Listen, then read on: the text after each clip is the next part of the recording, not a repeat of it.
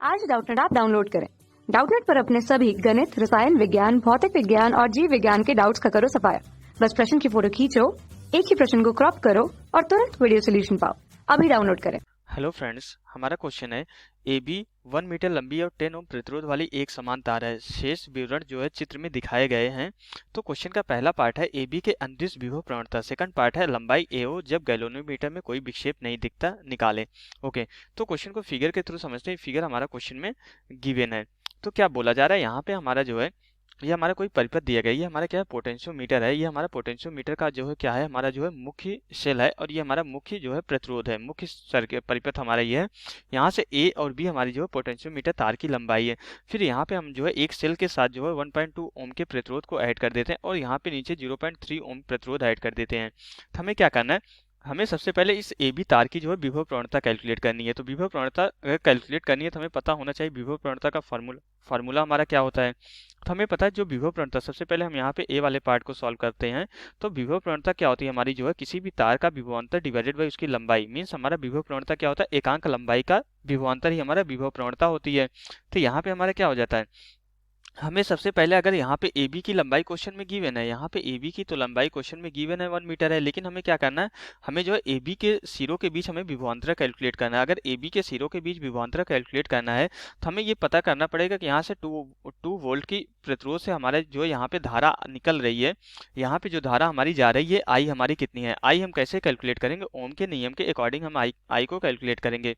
आई हमारा क्या होता है, आई इक्वल टू जो हमारा वी डिवाइडेड बाई आर के बराबर होता है।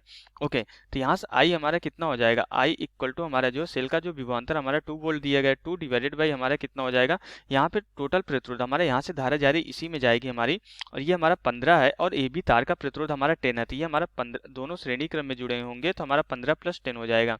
तो अगर आपको ये लग रहा होगा कि यहाँ पे हमारा जो धारा यहाँ पे जा रही है फिर इधर भी हमारी डिवाइड हो जाएगी, एक्चुअली यहाँ पे ये जो दोनों प्रतिरोध होते हैं ये इस तरीके से होते हैं क्योंकि हम यहाँ पे सेल का जो है विद्युत वाहक बल मेजर करते हैं तो हमारा कम ही होता है। तो अभी हमारा जो है शून्य विक्षेप की स्थिति में हमारा इधर धारा नहीं आएगा, सिर्फ और सिर्फ इसमें धारा जाएगी। तो हम यहाँ पे जो है जब भी विभव प्रवणता कैलकुलेट करते हैं तो हम ये मान के चलते हैं हमारी यहाँ से निकलने वाली सारी की सारी धारा हमारी यहीं पे जा रही है।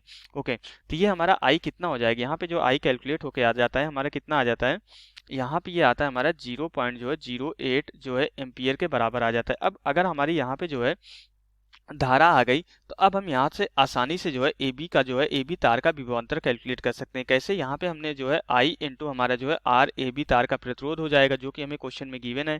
तो यहाँ से ओम के नियम के अकॉर्डिंग ए बी हमारा वी ए बी हमारा कितना हो जाएगा, आई हमारा 0.08 एम्पियर आ रहा है और आर ए बी 10 दिया गया है। तो यहाँ से वी ए बी हमारा कितना हो जाएगा, 0.8 वोल्ट के बराबर हो जाएगा।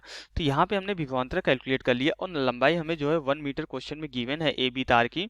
तो यहाँ से हम जो है विभव प्रवणता आसानी से कैलकुलेट कर सकते हैं। तो यहाँ से k इक्वल टू कितना आ जाएगा, 0.8 डिवाइडेड बाई 1 मीटर, हम इसको सेंटीमीटर में कन्वर्ट कर ले रहे हैं, 100 सेंटीमीटर हो जाएगा।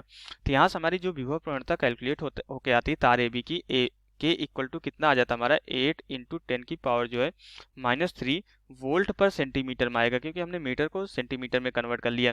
यहाँ से तो ए पार्ट हमारा कंप्लीट हो जाता है। अब बी पार्ट में क्या बोला जा रहा है, हमारा ए पार्ट का आंसर कितना हो गया, हमारा ए बी तार की जो विभव प्रवणता कैलकुलेट होकर आई कितनी आ गई हमारी 8 इंटू जो है 10 की पावर -3 वोल्ट जो है वोल्ट पर सेंटीमीटर आया। अब हमें बी पार्ट में हमें क्या बोला जा रहा है, लंबाई एओ जब गैल्वेनोमीटर में कोई विक्षेप नहीं दिखता है। तो यहाँ पे जब गैल्वेनोमीटर में कोई विक्षेप नहीं दिख रहा है तो मीन्स हमारा इस सिरे से इस सिरे का जो विभवांतर होगा वो तार ए ओ के विभवांतर के बराबर होगा और वही विभवांतर हमारा जो है 0.3 ओम के सिरों के बीच होगा क्योंकि ये तीनों हमारे जो है समांतर क्रम में है और समांतर क्रम में विभवांतर हमारा क्या होता है, बराबर होता है। मीन्स यहाँ 0.3 ओम के सिरों के बीच विभवांतर और इन दोनों सिरों के बीच विभवांतर और तार एओ का विभवांतर हमारा बराबर होगा जब यहाँ पे शून्य विक्षेप की स्थिति होगी। तो यहाँ से हमें क्या पता चल जाता है, हमारा जो यहाँ पे जो ए ओ सिरों के बीच विभवांतर वो हमारा जो है 3 ओम के विभवांतर के बराबर है। अगर यहाँ पे 3 ओम के विभवांतर अगर हमें कैलकुलेट करना है तो क्या होगा कि हमें जो है ये इस वाले परिपथ में हमें जो धारा यहाँ पे आई डैश निकल रही है इसको आई डैश मान लेते हैं, इस परिपथ में हमें इस धारा को कैलकुलेट करना पड़ेगा। इस धारा को हम कैसे कैलकुलेट करेंगे, यहाँ पे 1.3 और 0.3 ये दोनों हमारे श्रेणी क्रम में जुड़ जाएंगे। अगर यहाँ पे गैल्वेनोमीटर में कोई धारा नहीं जा रही, सारी की सारी धारा हमारी इसी परिपथ इसी लूप में घूमती रहेगी।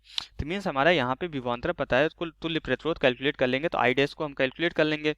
तो यहाँ से हमारा आई डैश कितना हो जाएगा, आई डैश इक्वल टू जो है आई डैश इक्वल टू हो जाएगा हमारा 1.5 डिवाइडेड बाई जो है 1.2 प्लस हमारा जो है 0.3, क्योंकि दोनों हमारे श्रेणी क्रम में जुड़े हैं तो तुल्य प्रतिरोध दोनों को ऐड कर लेते हैं। तो यहाँ से आई डैश हमारा कितना हो जाता है, आई डैश हमारा 1 एम्पियर के बराबर हो जाता है। अब आई डैश कैलकुलेट हो गया तो हम 0.3 ओम के सिरों के बीच विभवांतर कैलकुलेट कर सकते हैं।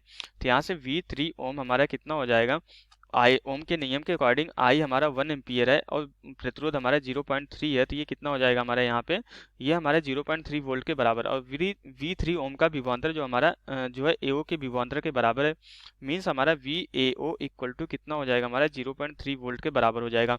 और हमें पता है विभव प्रवणता हमारा क्या होता है, K equal to V divided by L। तो विभवांतर क्या हो जाएगा, विभव प्रवणता इंटू L के मल्टीप्लीकेशन के बराबर हो जाएगा।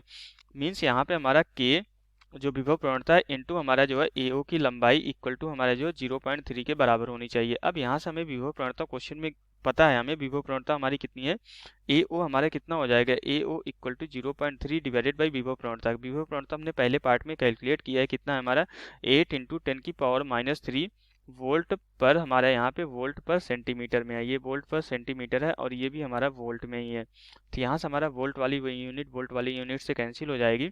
तो यहाँ से AO जो कैलकुलेट होने लगेगा, AO इक्वल टू हमारा 300 डिवाइडेड बाई जो है 8 हो जाएगा। सरल करने के बाद इसको सरल करते हैं तो जो हमारी AO तार की लंबाई शून्य विक्षेप की स्थिति में कितनी आ जाती है हमारी 37.5 सेंटीमीटर के बराबर आ जाता है। तो हमारा जो है तार AO की लंबाई हमारी कितनी आ गई, 37.5 सेंटीमीटर आ गए। तो यही हमारा दूसरे पार्ट का आंसर हो जाएगा। तो यहाँ से हमारा क्वेश्चन कंप्लीट हो जाता है। Okay, thank you. कक्षा 6 से 12वीं से लेकर नीट, IIT, JEE वो एडवांस के लेवल तक 1 करोड़ से ज्यादा छात्रों का भरोसा। आज ही डाउनलोड करें डाउटनेट ऐप या व्हाट्सएप करें अपने सारे डाउट्स 8400 400 400 पर।